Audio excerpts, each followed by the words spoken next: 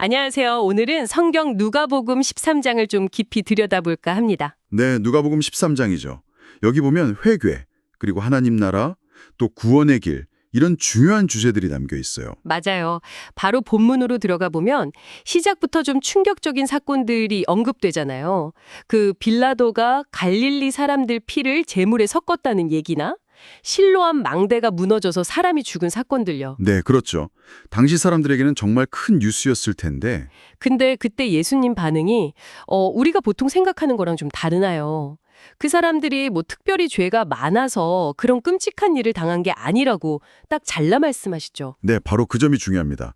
어떤 재난이나 사고를 당했다고 해서 그 사람이 다른 사람보다 더 큰 죄인이다, 이렇게 연결짓는 시각을 경계하신 거죠. 아, 그럼 왜 그런 말씀을 하신 걸까요? 오히려 예수님은 이런 사건들을 보면서 우리 모두에게 회개가 얼마나 시급한지를 깨달으라는 메시지로 사용하세요. 너희도 만일 회개하지 아니하면 다 이와 같이 망하리라. 이게 좀 무섭게 들릴 수도 있는데 네, 그렇죠. 망한다는 표현 때문에. 그게 뭐 똑같은 사고로 죽는다는 뜻이라기보다는 회개하지 않는 삶, 하나님께로 돌이키지 않는 삶의 마지막이 결국에는 영적인 파멸에 이를 수 있다는 그런 경고로 봐야 합니다. 아하, 그러니까 개인적인 심판보다는 보편적인 회개의 촉구? 맞습니다. 바로 뒤에 나오는 그 열매 맺지 못하는 무화과나무 비유 있잖아요. 그것도 같은 맥락이에요. 아, 3년 동안 열매를 기다렸는데 없으니까 찍어버리자고 하는. 네, 거기서 과원지기가 1년만 더 기회를 달라고 하죠. 거름도 주고. 이게 뭐냐면 하나님께서 오래 참고 기다려주시지만 그냥 마냥 기다리시는 게 아니라 결국에는 열매, 즉 회개하고 변화된 삶을 기대하신다는 거예요. 기다림에도 한계가 있다는 거죠. 회개의 시급성 그리고 기다림 속에서 변화를 촉구하시는 모습이군요. 그러고 나서 바로 안식일 이야기가 나오죠. 네, 18년 동안 허리가 꼬부라져서 고통받던 여인을 고치시는 장면요. 여기서 또 논쟁이 붙잖아요. 회당장이 안식일에 병 고치는 건 일이라고 비판하는데 그렇죠. 근데 예수님은 여기서 율법의 정신, 그러니까 사랑과 자비가 형식적인 규정보다 훨씬 중요하다고 아주 분명하게 보여주십니다. 18년이나 사탄에게 매여 고통받던 이 여인을 풀어주는 것이야말로 안식일에 해야 할 일 아니냐 이렇게 반문하시죠. 맞아요.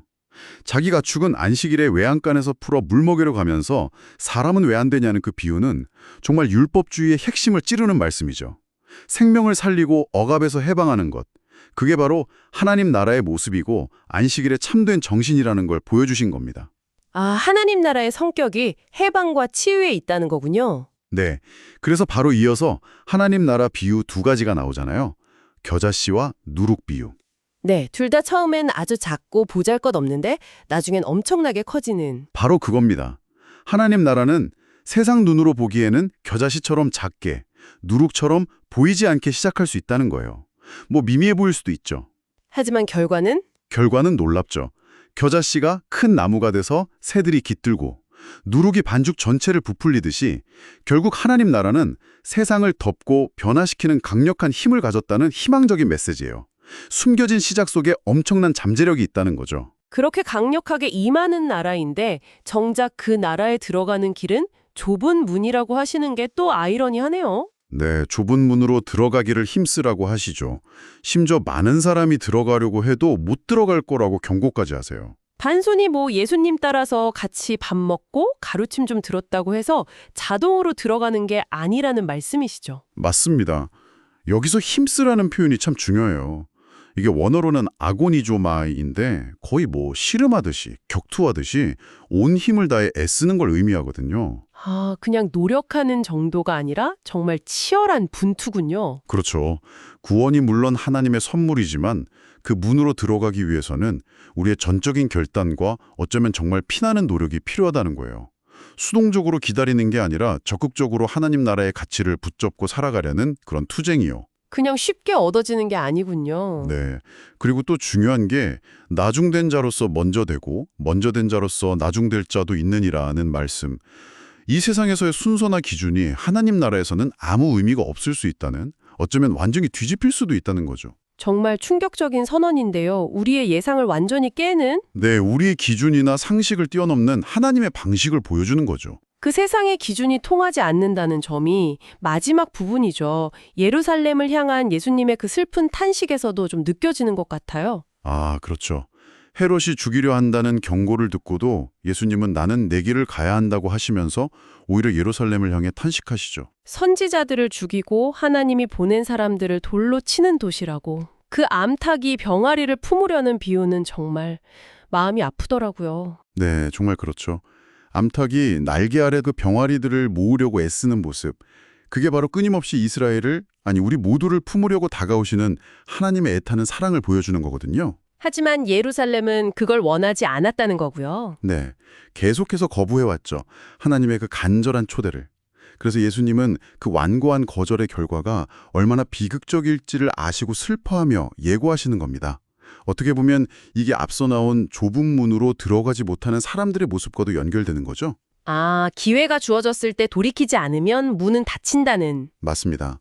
그런 경고의 메시지가 담겨 있다고 볼 수 있습니다.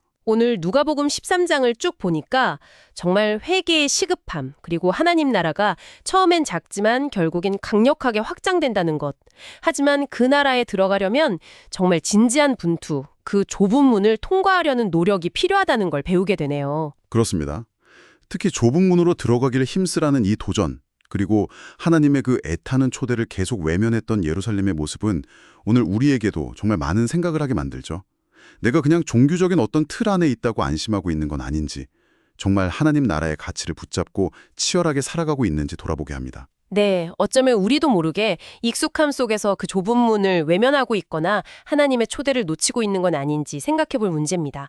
여러분은 오늘 이 이야기 속에서 특별히 좁은 문이라는 이 비유 앞에서 어떤 생각을 하게 되시나요? 다음 만남까지 각자의 자리에서 이 질문을 한번 곱씹어 보는 시간을 가져보시면 좋겠습니다.